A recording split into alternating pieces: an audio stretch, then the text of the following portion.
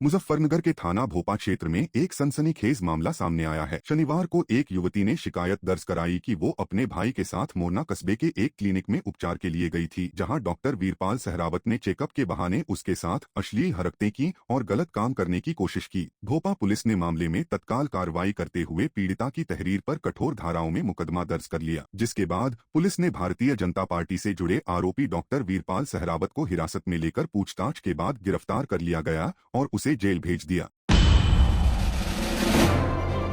7 जून को भोपा थाने पर एक तहरीरी सूचना प्राप्त हुई, जिसमें पीड़िता द्वारा बताया गया कि जब कल वह मोरना स्थित डॉक्टर वीरपाल सहरावत के क्लिनिक पर अपने पेट के इलाज के लिए गई थी अपने छोटे भाई के साथ, तो उक्त डॉक्टर द्वारा उसे अपने केबिन में ले जाया गया और जहां उसके साथ छेड़छाड़ की गई एवं अन्य कृत्य करने का प्रयास किया गया।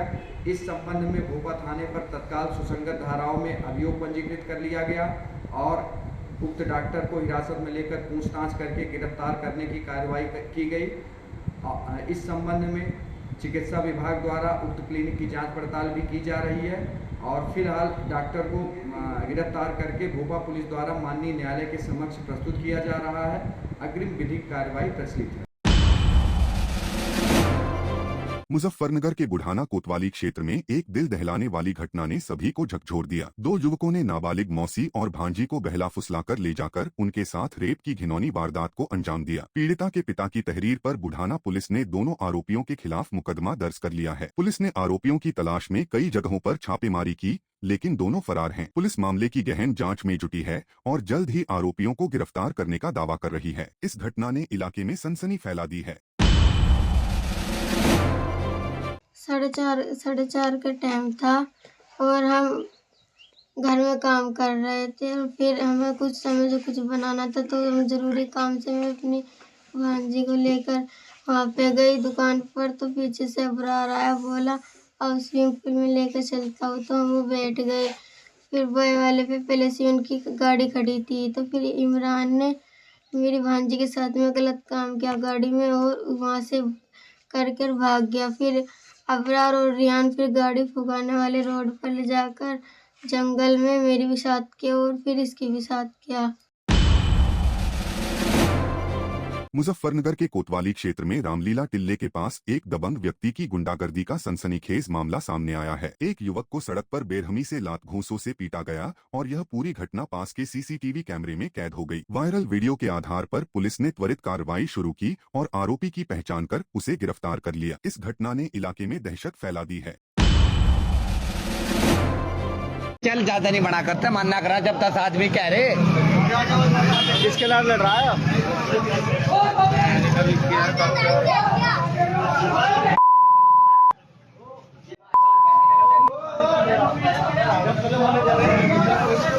मुजफ्फरनगर के चरथावल कस्बे की मजरे वाली गली में बच्चों के बीच छोटे से विवाद ने हिंसक रूप ले लिया। दोनों पक्षों के बीच जमकर लात घूंसे और डंडे चले, जिससे इलाके में तनाव फैल गया। इस मारपीट की घटना का वीडियो सोशल मीडिया पर तेजी से वायरल हो रहा है। सूचना मिलते ही पुलिस मौके पर पहुंची और मामले की जांच शुरू कर दी। वीडियो फुटेज के आधार पर पुलिस आरोपियों की पहचान कर रही है और सख्त कार्रवाई का आश्वासन दे रही है। मुजफ्फरनगर के नई मंडी क्षेत्र में एक सनसनीखेज घटना ने हिंदू समाज को झकझोर कर रख दिया। लक्ष्मण विहार कॉलोनी में एक खाली प्लॉट में भगवान गणेश, हनुमान, राधाकृष्ण और श्रीराम सहित सैकड़ों मूर्तियां कूड़े के ढेर में फेंकी मिली। इस दृश्य से स्थानीय लोगों में आक्रोश फैल गया। हिंदू नेताओं ने तुरंत पुलिस को सूचना दी। पुलिस ने मौके पर पहुंचकर स्थिति को शांत किया और शिवसेना कार्यकर्ताओं की मदद से मूर्तियों को गंगा में विसर्जन के लिए ले जाया गया। लोग इस कृत्य को आस्था का अपमान मान रहे हैं और दोषियों पर सख्त कार्रवाई की मांग कर रहे हैं। भाई साहब, मैं अभी हमारी एक जिला अध्यक्ष है महिला शाखा से पूनम चौधरी जी, हम उनकी माता जी के उसमें आए थे, तो हमने देखा यहाँ पे प्लॉट में गंदगी में गणेश जी, रामचंद्र जी और गौतम बुद्ध जी, हर तरीके की भगवान की मूर्तियां पड़ी यहाँ। मैं सिर्फ कॉलोनी वालों से और सभासद से ये बात कहनी चाहूंगा, जिन लोगों ने ये मूर्ति यहाँ पे गिरी, क्या उनका ध्यान नहीं गया? क्या सभासद का ध्यान नहीं गया? या आम जनता जो इतनी बड़ी बड़ी कोठियां रखे हुए हैं, उन लोगों का किसी का ध्यान नहीं गया? अगर ये मूर्ति कोई अलग बिरादरी का आदमी तोड़ देता या फेंक देता तो शहर के अंदर बवाल हो जाता। मुजफ्फरनगर के शिव चौक के पास स्थित हनुमान मंदिर में बाबा खाटू श्याम की मूर्ति की प्राण प्रतिष्ठा और वार्षिकोत्सव का आयोजन बड़े धूमधाम से हुआ। इस खास मौके पर मंदिर को फूलों और रंग बिरंगी सजावट से भव्य रूप दिया गया। हनुमान मंदिर लाला कल्लू वाला ट्रस्ट की ओर से आयोजित इस समारोह में सैकड़ों श्रद्धालुओं ने उत्साहपूर्वक हिस्सा लिया। रविवार को नगर भ्रमण के साथ शाम अखाड़ा और शाम रसोई का आयोजन हुआ, जिसमें भक्तों ने बढ़ चढ़कर भाग लिया। हनुमान जी, अंजनी माता और अन्य देवी देवताओं की मूर्तियों का विशेष श्रृंगार किया गया। इस अवसर पर खाटू श्याम धाम से आए मुख्य पुजारी महाराज श्याम सिंह चौहान और श्री राधावल्लभ संप्रदायाचार्य सद्गुरुदेव श्री हिताचार्य नवनीत लाल शशि जी का पावन सानिध्य प्राप्त हुआ। आयोजन में ट्रस्ट के अध्यक्ष प्रवीण कुमार गर्ग, उपाध्यक्ष नवीन गर्ग, कोषाध्यक्ष सुरेश कुमार गर्ग और मुख्य सेवादार अंकित गर्ग सहित समस्त गर्ग परिवार ने पूरे मनोयोग से सेवा की। यह आयोजन भक्ति, श्रद्धा और सामुदायिक एकता का अनूठा संगम रहा, जिसने मुजफ्फरनगर में आध्यात्मिक माहौल को और सशक्त किया। मुजफ्फरनगर में मुस्लिम त्यागी सामाजिक विकास समिति ने समाज की बुराइयों के खिलाफ बड़ा कदम उठाया। मिमलाना रोड पर आयोजित बैठक में दहेज प्रथा, शिक्षा की कमी और अन्य कुरीतियों के बहिष्कार का ऐलान किया गया। समिति के अध्यक्ष शराफत अली त्यागी ने कहा कि दहेज के कारण गरीबों की बेटियों की शादी में मुश्किलें आती हैं, इसे खत्म करना जरूरी है। साथ ही बच्चों, खासकर लड़कियों की शिक्षा पर जोर देना होगा। चरथावल चेयरमैन इस्लामुद्दीन त्यागी ने इस पहल की सराहना की और मौत के बाद खाना पीना बंद करने की अपील की। सैकड़ों लोग इस समाज सुधार की मुहिम में शामिल हुए। ये मीटिंग जो है समाज में हमारी जो कुछ कुरीतियाँ फैली हुई हैं, जैसा कि जो है दहेज प्रथा है, शिक्षा का अभाव है, तो उसके लिए जो है ये हमने त्यागी विकास मंच के नीचे जो है उसका मैं चेयरमैन हूँ और ये सेक्रेटरी हैं। इधर ये हमारे सम्मानित आदमी हैं जो खड़े हैं और हमारे चेयरमैन साहब हैं। तो उसमें जो है सभी ये बिरादरी की मीटिंग थी, त्यागी समाज की, मुस्लिम त्यागी समाज की।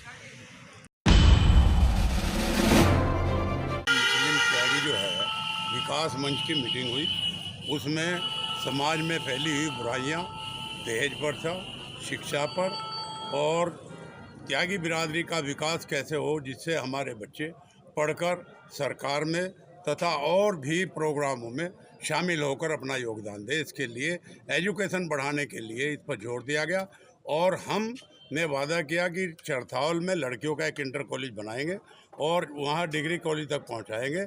इस कमेटी के द्वारा वहाँ सबको बुलाया जाएगा।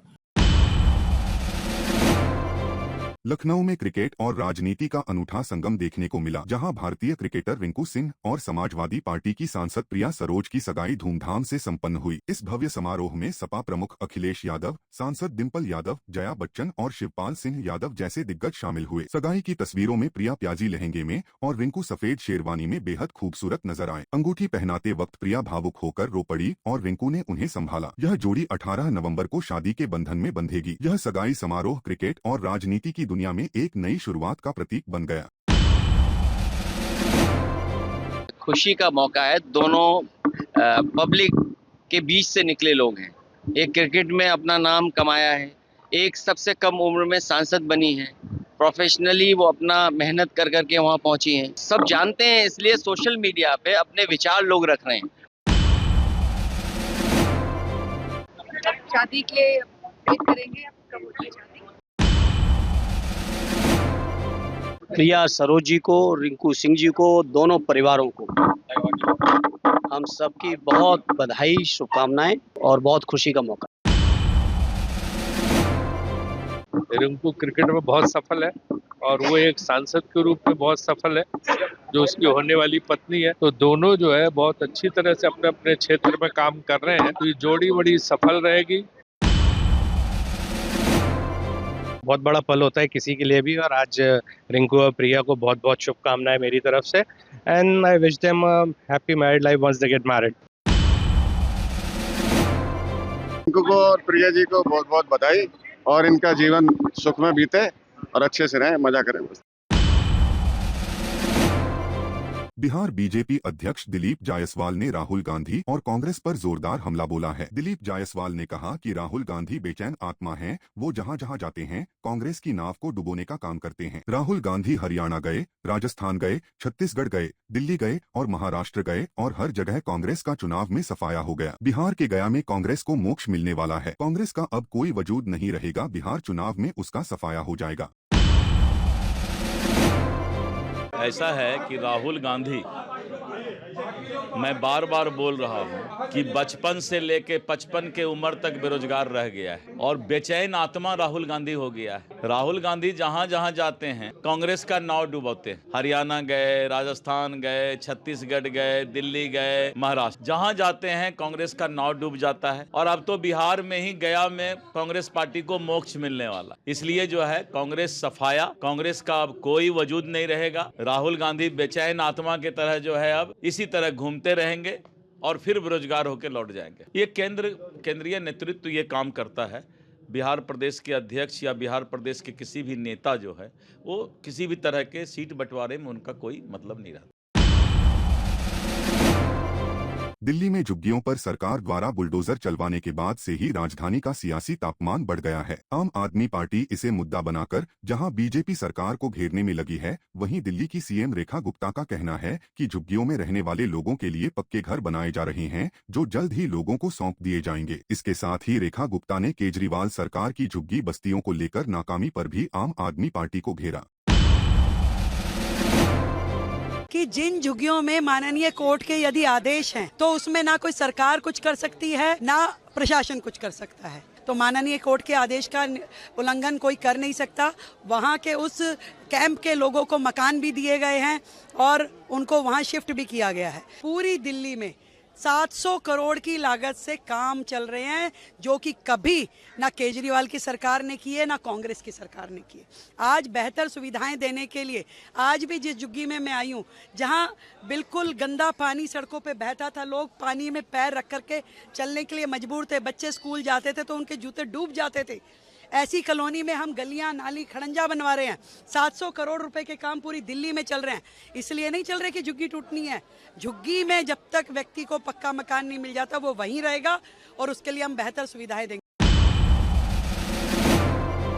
बीजेपी सांसद रविशंकर प्रसाद ने ऑपरेशन सिंदूर आउटरीच के तहत 6 देशों France, Italy, Denmark, England, Brussels और जर्मनी की यात्रा पूरी की। इस दौरे में उनके प्रतिनिधिमंडल ने विदेशी सांसदों, मंत्रियों, थिंक टैंक्स, मीडिया और भारतीय समुदाय से मुलाकात की। पहलगाम में हुए आतंकी हमले पर सभी देशों ने गहरी नाराजगी जताई और भारत के साथ एकजुटता दिखाई। रविशंकर प्रसाद ने कहा कि यह यात्रा भारत और यूरोप के बीच नए संबंधों की शुरुआत का प्रतीक है। भारत ने आतंकवाद के खिलाफ अपनी जीरो टॉलरेंस नीति को दृढ़ता से दुनिया के सामने रखा। हमारा पूरा डेलीगेशन पहले फ्रांस गया, फिर हम लोग इटली गए, फिर हम लोग डेनमार्क कोपेनहेगन गए, फिर हम लोग इंग्लैंड गए, फिर ब्रसेल्स और जर्मनी। हर जगह संसद के वरिष्ठ लोग, मंत्रीगण, थिंक टैंक, मीडिया और भारतीय कम्युनिटी से बातचीत हुई। मुझे एक बात की प्रसन्नता है कि भारत के प्रति पहलगाम के बर्बर आतंकवाद के खिलाफ बहुत गुस्सा है देशों में और सबों ने कंडेम किया, सहानुभूति की। ये एक बहुत नई बात है और जिस उद्देश्य से हम लोग को भेजा गया था, we saw a great convergence, be it England, be it Germany, be it Copenhagen, be it Germany और इवन इन ब्रसेल्स। हम लोग यूरोपियन पार्लियामेंट में भी गए और हर जगह एक स्वर से इसकी आलोचना हुई और भारतीय जो थे वो तो बहुत उत्साहित थे हम लोग से मिलकर करके। उन्होंने भी अपना एक प्रकार से रोष प्रकट किया और देश के साथ मजबूती से खड़े होने का संकल्प भी रखा। तो हमें बहुत ही संतोष मिला है जाकर करके। हम लोग कई बड़े इंपॉर्टेंट थिंक टैंक के लोगों से मिले, दुनिया के बारे में, बाकी के बारे में। और एक बात मुझे लगता है, यूरोप और भारत के बीच एक नए संबंधों की शुरुआत होने वाली है। भारत का आर्थिक विकास जो है दुनिया की चौथी बड़ी इकोनॉमी हो गई है, इससे वो बहुत इम्प्रेस्ड हैं। भारत की डिजिटल उपलब्धि से बहुत वो प्रभावित हैं। तो जर्मनी के साथ, ईयू के साथ भारत के नए संबंधों की शुरुआत होगी, ऐसा हमें लगता है। लेकिन हम लोग की यात्रा बहुत ही अच्छी रही और ये जो सोच माननीय प्रधानमंत्री की रही, उन्होंने भेजा हम लोग को, हम बहुत ही प्रभावित हैं। धन्यवाद। पटना में बिहार विधानसभा के नेता प्रतिपक्ष तेजस्वी यादव ने मोदी सरकार और चुनाव आयोग पर गंभीर सवाल उठाए। उन्होंने राहुल गांधी के मैच फिक्सिंग के आरोपों का समर्थन करते हुए कहा कि 2014 से जब से नरेंद्र मोदी प्रधानमंत्री बने तब से संवैधानिक संस्थाओं को हाईजैक कर लिया गया है। तेजस्वी ने दावा किया कि चुनाव आयोग की घोषणा से पहले ही बीजेपी के IT सेल को तारीखों का पता होता है। उन्होंने मांग की कि संवैधानिक संस्थाएं जिम्मेदारी से काम करें। साथ ही कृष्णा अल्लावरू के बयान और बिहार में मुख्यमंत्री पद के चेहरे को लेकर भी तेजस्वी ने अपनी बात रखी। यह बयान बिहार के सियासी माहौल को और गरमाने वाला है। आप सब लोग जान रहे हैं 2014 के बाद से नरेंद्र मोदी प्रधानमंत्री बने तब से जितने भी कॉन्स्टिट्यूशनल इंस्टीट्यूशंस, संवैधानिक थाएं, सबको हाईजैक कर रखा। चुनाव आयोग इलेक्शन की घोषणा करता है चुनाव की तारीखों, उससे पहले बीजेपी की IT सेल को पता हो कि चुनाव कब होना है। तो ये बात तो है, लेकिन इन सब पे हम लोगों की नजरें हैं। लेकिन इसमें तो जो कॉन्स्टिट्यूशनल इंस्टीट्यूशंस है उनको ईमानदारी से जो है चुनाव कराना चाहिए और अपने दायित्वों का निर्वहन करना चाहिए। अगर कॉन्स्टिट्यूशनल इंस्टीट्यूशन अगर बर्बाद हो तो लोगों को जस्टिस और न्याय, तो ये बड़ी बात है। कोई भी अधिकारी किसी भी इन्फ्लुएंस में ना आए, ये होना। पिछले बार जो 20 का जो चुनाव हुआ था, हम लोग तो सरकार बना लिए, पहली बार उस समय इलेक्शन कमीशन ने 3 बार प्रेस कॉन्फ्रेंस करके आखिर चुनाव की गिनती क्यों रोकी गई शाम, फिर रात के अंधेरे 11-12 बजे, और जो जीते हुए कैंडिडेट जिनको अनाउंस कर दिया गया था शाम में हमारे, उनको किसी को 12 वोट, 100 वोट से, किसी को 500 वोट से घोषणा होती है कि हार गए, जो जीते हुए शाम में थे। अनाउंस ये कह के कि भाई अपडेट किया जा रहा है कब। तो इस तरह की बातें तो हैं। साथ में सभी लोगों को सजग भी रहने की जरूरत है और देश की जनता ये मानती है जितने इंस्टीट्यूशंस हैं अब बीजेपी का एक प्रकोष्ठ के रूप में पार्टी का काम करती है। अरे भाई साहब, आप लोगों को क्यों चिंता इसमें करना है? आप लोगों को इसमें कोई चिंता करने की जरूरत नहीं है। हम सब लोग जो है मजबूती से सरकार नहीं बिहार बनाने का काम करेगा। पंजाब के पठानकोट की मिट्टी ने एक बार फिर देश का नाम रोशन किया है। मजदूर की बेटी सीमा कुमारी ने जॉर्डन में आयोजित 9वीं एशियाई सीनियर जिजुत्सु चैंपियनशिप में कांस्य पदक जीतकर भारत का परचम लहराया। मार्शल आर्ट और रेसलिंग के मिश्रण वाले इस खेल में सीमा ने थाईलैंड, फिलीपींस और चीनी ताइपे जैसे मजबूत प्रतिद्वंद्वियों को टक्कर दी। सीमा के पिता मदन लाल एक मजदूर हैं और उनकी इस उपलब्धि ने पूरे परिवार और गांव को गर्व से भर दिया। पठानकोट रेलवे स्टेशन पर जब सीमा मेडल के साथ लौटीं तो उनका जोरदार स्वागत हुआ। अब उनकी नजरें अगले साल जापान में होने वाले एशियन गेम्स पर टिकी हैं। पंजाब सरकार के मंत्री लाल चंद कटारूचक भी इस खास मौके पर मौजूद रहे और सीमा की हौसला अफजाई की। सीमा ने पानीपत के प्रवीण नांदल फिटनेस जिम में कोच संजीव तोमर के मार्गदर्शन में पिछले 2 साल से कड़ा अभ्यास किया। बहुत अच्छा फील हो रहा है। पहले जब मैं खेल के आई थी वहाँ पे भी बहुत अच्छा स्वागत किया था एकेडमी वालों ने, और यहाँ पे भी आके बहुत अच्छा फील हो रहा है। प्राउड फील हो रहा है कि पूरे पंजाब में सिर्फ मैं एक लड़की गई थी और मेडल लेके आई हूँ। मेरा जुजुत्सु एशियन चैंपियनशिप में मेडल है, जो कि इसके 2026 में एशियंस गेम भी होंगे, उसके लिए मेरा सिलेक्शन हो रखा है। उससे पहले मैं वर्ल्ड चैंपियनशिप खेलने जाऊँगी। सर मेरी ये बेटी 2-3 वारी मैडल है, ये ब्रोंज मैडल ही है।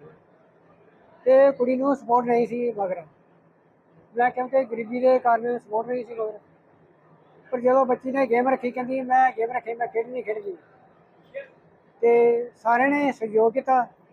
ਜਿਹੜੀ ਮੇਰੀ ਬੇਟੀ ਹੈ ਜਿਹੜਾ ਮਤਲਬ ਸਾਡੇ ਇੰਡੀਆ ਦੇ ਵਾਸਤੇ ਪੰਜਾਬ ਦੇ ਵਾਸਤੇ ਸਾਰੇ वास्ता मतलब मेडल लेके। बॉलीवुड सुपरस्टार अक्षय कुमार ने हाल ही में अपनी फिल्म हाउसफुल 5 को लेकर फैंस से जुड़ने का एक बेहद अनोखा तरीका अपनाया। उन्होंने एक किलर मास्क पहनकर खुद थिएटर के बाहर पहुंचकर लोगों की राय जानी, वो भी बिना अपनी पहचान बताए। अक्षय कुमार ने रविवार को इंस्टाग्राम पर एक वीडियो शेयर किया जिसमें वह एक सिनेमा हॉल के बाहर मास्क लगाए हुए नजर आ रहे हैं।